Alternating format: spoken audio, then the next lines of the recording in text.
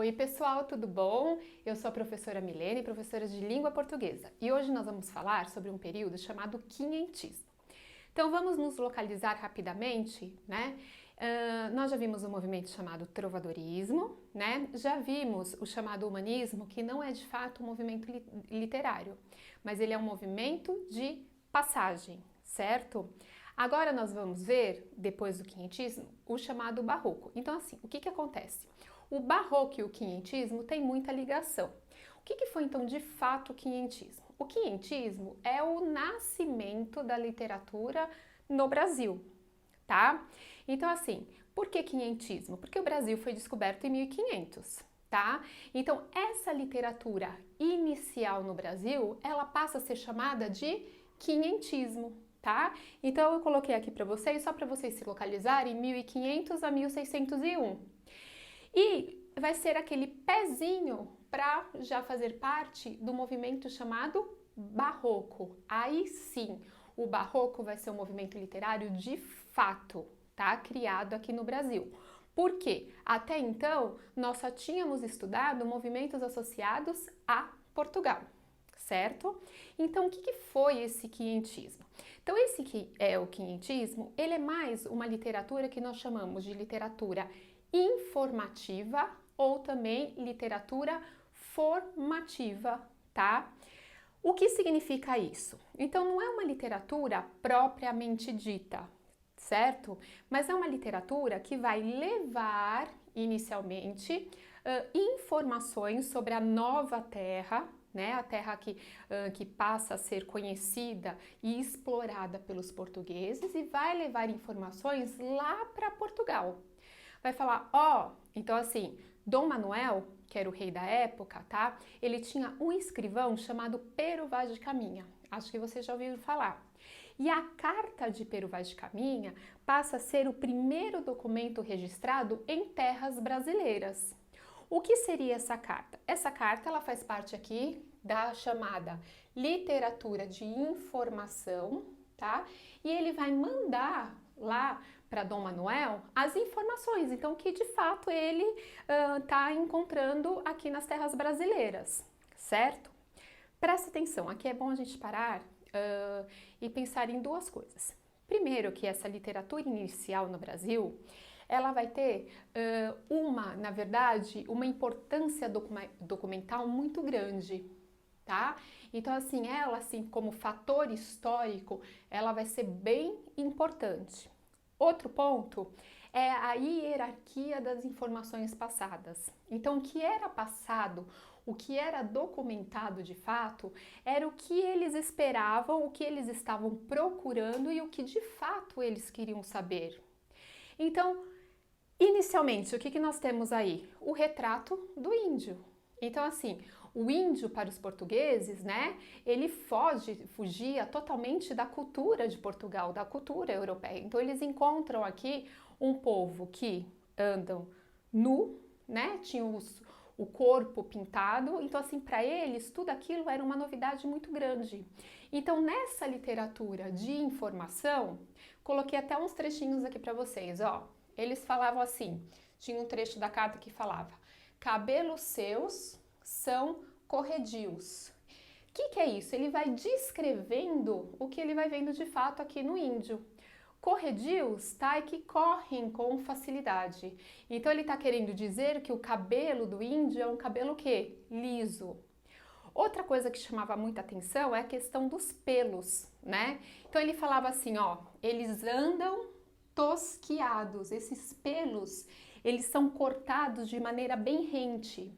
Então, tudo que chamava a atenção e que fugia da cultura deles, eles iam informando. Por isso, literatura de informação. Além dos índios, nós tínhamos também a natureza, tá? As terras brasileiras. Isso também era de uma riqueza muito grande, né? Então, tínhamos o pau-brasil. Então, tudo isso que foi sendo descoberto na época era muito importante passar essa informação para Portugal. Então, ó, tem um trechinho aqui que ele fala assim, ó, a terra de cima toda chã. Essa chã é a ideia de planície, tá? e muito cheia de grandes arvoredos. Então ele vai falando dessa riqueza encontrada na natureza aqui. Outro ponto extremamente importante, essa literatura é uma literatura descritiva, tá? Então ele vai usar, na verdade, muitas descrições, então adjetivos em abundância, tá? Ele vai usar essa adjetivação para conseguir passar o que ele queria de fato para os portugueses. Bom, além dessa literatura de informação, também tem a vertente de ser uma literatura de formação. Como assim de formação? Então, assim, nós não podemos esquecer que esse quinhentismo, apesar de ser uma literatura, né, inicial no Brasil, ela vai correr muito, né, próxima ao movimento barroco, que inclusive nós vamos ver na próxima metade da aula. Então, o que acontece? O barroco, ele é uma fase em que a Igreja Católica, ela, por conta da reforma de Lutero, a contra-reforma, então a igreja, ela está tentando se reerguer, tá? Se reafirmar. Então, o que acontece?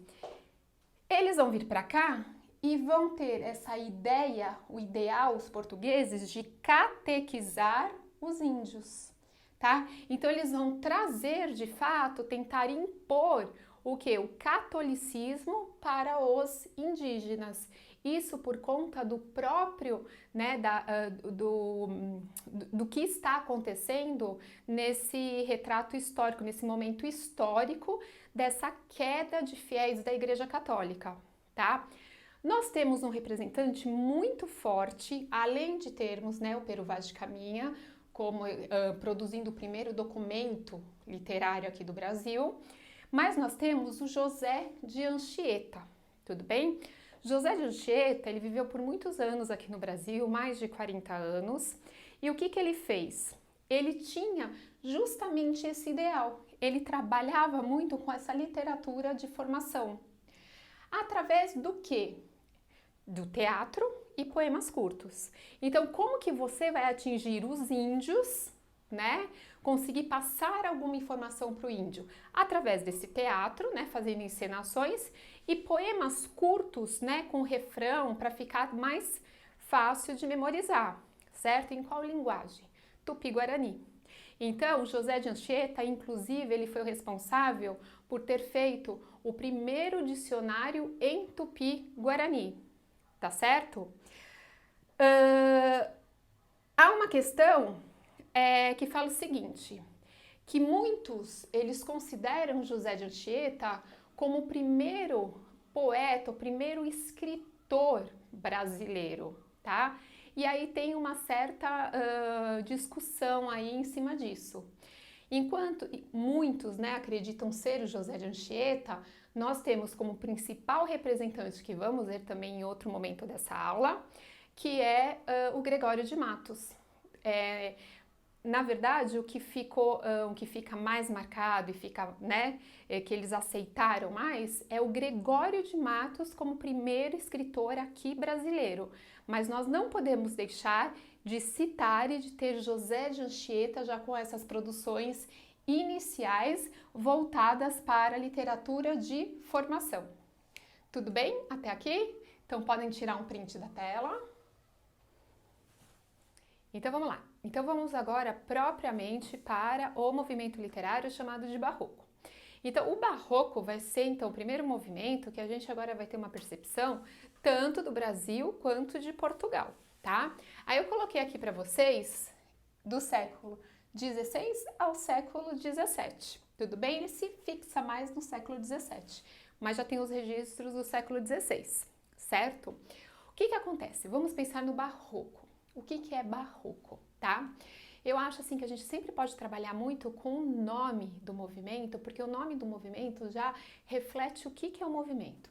Então assim, muitos não devem saber, mas Barroco é uma pérola escura e irregular. Então não é aquela pérola bonitinha, né, que vocês estão acostumados a ver. Então assim, ela tem várias irregularidades e ela é escura. E isso reflete no movimento, tá? Assim, por quê? essas irregularidades são passadas para o próprio texto. Como isso é trabalhado no texto? Isso é trabalhado com o uso excessivo das chamadas figuras de linguagem. Então aqui vai ter uma carga de figuras de linguagem muito grande para mostrar o quê? O desconcerto do mundo. Vocês estão lembrados de quando nós falamos de Camões? O Camões já tinha um pezinho aqui em algum dos seus textos, lembram que nós já tínhamos comentado? Então, quando ele tem essa ideia que a gente fala de algo angustiante, algo pessimista, né? Lembram dos movimentos literários? Então, o movimento literário sempre vem para combater o outro, mas tem sempre um momento que isso se mistura. Então, assim, o escritor está com um pezinho no movimento anterior e um pezinho no movimento que está surgindo, tá? Então aqui, essa angústia, esse pessimismo, ele vai ser passado através do uso excessivo das figuras de linguagem e do que nós chamamos também de linguagem rebuscada, muito trabalhada. Então vamos lá para características desse movimento. Antes disso, é importante a gente falar sobre o momento histórico. Né? Isso aí a gente conversa sempre também, que o momento histórico, ele acaba refletindo demais no movimento literário, né? O que acontece nessa época? Então, nessa época, nós temos aí a Reforma de Martim Lutero, né? E aí o surgimento do protestantismo, e aí ele vai fazer o quê? Ele vai criticar a Igreja Católica pelas vendas de indulgências. O que são essas indulgências? Então, assim, né, a pessoa pagava para ser liberada, né, dos seus pecados e ter um cantinho lá guardado no céu. E ele começa a fazer essa crítica. Isso tudo parte histórica, né? Só estou dando um geral para vocês entenderem. O que acontece? A Igreja Católica vai lá e trabalha com a chamada Contra-Reforma. Então, essa Contra-Reforma, ele vai tentar o quê? Conter esse protestantismo que acaba surgindo. Então, o que acontece nesse movimento? Nesse movimento, nós temos construções de igrejas, né, bem detalhadas, assim, numa velocidade assim muito grande. Inclusive, acho que alguns já foram para Minas, né, que é a Vila Rica, que é a atual Ouro Preto, e lá nós temos uma cidade tipicamente barroca. Por quê? Porque nós tivemos um artista chamado Aleijadinho, que muitos devem conhecer, que ele tinha todas as características que ele trabalhava com esse estilo barroco. Depois eu vou colocar aqui no vídeo uma obra dele para vocês terem uma ideia. Então, assim, esses artistas, eles retratavam muito anjos, santos, né? As igrejas, tanto lá em Ouro Preto, nós temos uma igreja que é a igreja de São Francisco de Assis, que é a maior representação barroca daquela época, tá? Então também vou colocar aqui para vocês perceberem a riqueza de detalhes. Então, assim, na pintura temos essa riqueza de detalhes que na literatura, né, no texto literário, vem através do uso excessivo das figuras de linguagem, também bem detalhadas, certo? Então nós temos a Igreja Católica aqui tentando se reerguer, tá? Tentando impor a sua religião. Então nós temos um movimento muito conturbado. Então, por ter, né, esse período histórico conturbado, isso é refletido também na literatura. Também vou colocar agora para vocês um quadro, tá, que vai mostrar o massacre de São Bartolomeu. Esse quadro, gente, é bem importante porque vocês vão perceber nele um dinamismo que antes, no período chamado de classicismo, isso não existia, tá? Então, quando a gente fala, então lembrando, nós temos o trovadorismo, temos o humanismo, aí nós temos o classicismo e agora nós temos o chamado barroco, tudo bem? Então, assim, no período anterior, que é o classicismo, isso não existia, tá? Então, tinha algo de muito estático e que aqui a gente vai trabalhar com certo dinamismo. Outra coisa que vocês vão perceber é a oposição também usada entre o claro e o escuro, tá? Então isso aí também é muito marcado nessa época do barroco. Até aqui tudo bem? Então vamos lá. Vamos passar então aqui, ó, eu coloquei para vocês o que resume esse período barroco, tá?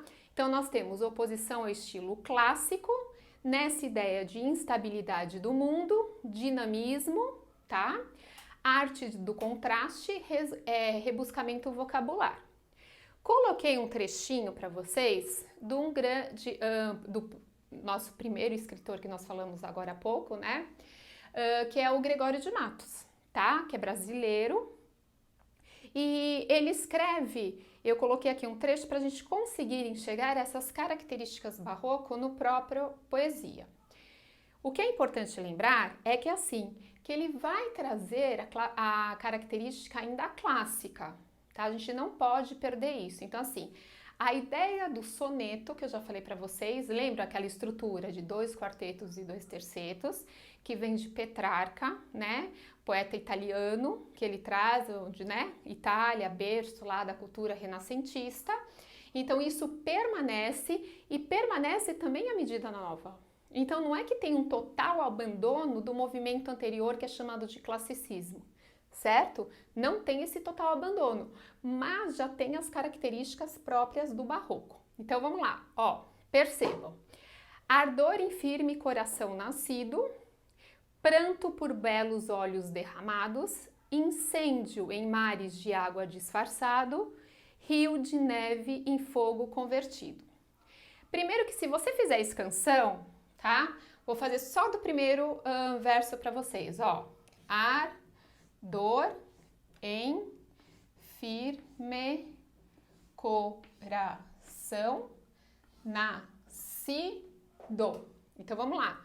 Não tem nenhuma palavra que termina por vogal e a seguinte começa por vogal, então a gente não vai juntar nenhuma. E aqui na última palavra a gente só conta até a sílaba tônica, mais forte. Nascido. A tônica tá aqui, certo? Então você só vai contar até essa e vai ignorar, jogar fora as demais, as que vierem na sequência.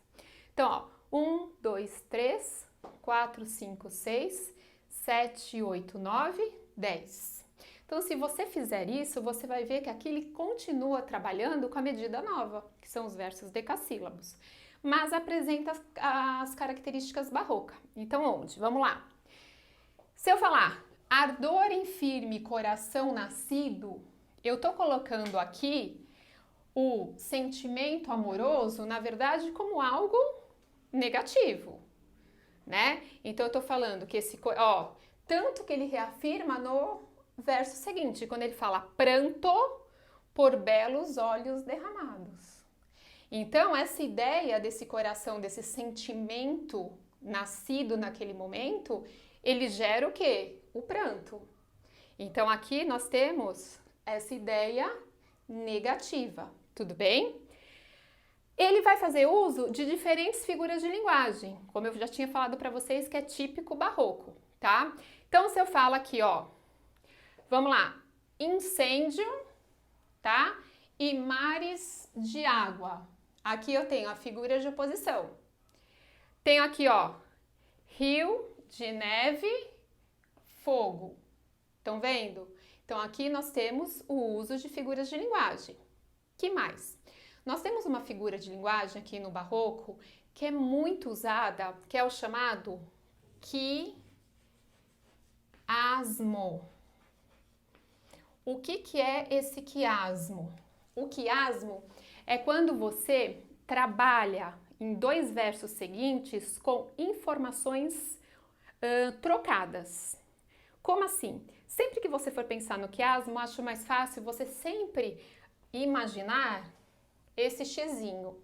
Olha aqui como fica mais fácil. Se eu falar assim, ó, incêndio em mares de água disfarçado. No verso seguinte, ele vai usar, ó, esse mares de água, ele vai continuar com essa ideia. Rios de neve, essa ideia de água. Então, a informação que estava aqui vem agora para o começo. E essa ideia de incêndio vai vir para cá, ó, fogo. Então, a ideia daqui vai vir para cá. O quiasmo é tipicamente isso. Novamente, você tem os 2 versos, tá? Versos trabalhados assim de forma seguinte, e aí você faz uma troca, você faz uma inversão de informação. Ai, Pro, mas aqui é mares de água, aqui é rio de neve, mas a ideia é a mesma, tá? Aqui é incêndio, aqui é fogo, mas também tem associação das duas ideias. Então, sempre que trabalhar com essa ideia é chamada de quiasmo. E lembrem-se, é muito, muito retratado na escola barroca. Tudo bem até aqui? Então, vocês percebem o que é um estilo barroco? Bom, além disso, nós temos duas concepções aí diferentes tratadas aqui no barroco. Primeiro é chamado de cultismo, tá? Ou também chamado de gongorismo, porque vem de Luís de Góngora, tá? Que é um poeta, um escritor espanhol, por isso que é cultismo ou gongorismo. E do outro lado, nós temos o conceptismo ou quevedismo, tá? Porque é do escritor Quevedo, também espanhol. Então, nós temos cultismo e conceptismo, tá? São duas ideias que elas acabam sendo trabalhadas juntas, mas você tem que saber diferenciá-las. O que é o cultismo? O cultismo é um trabalho mais ornamental, tá? Com a escrita, com a palavra. Então, esse uso excessivo das figuras de linguagem, esse trabalho com a palavra, vai já para o estilo que a gente chama de cultista. E o que é conceptista? Conceptista é uma marca mais argumentativa, tá?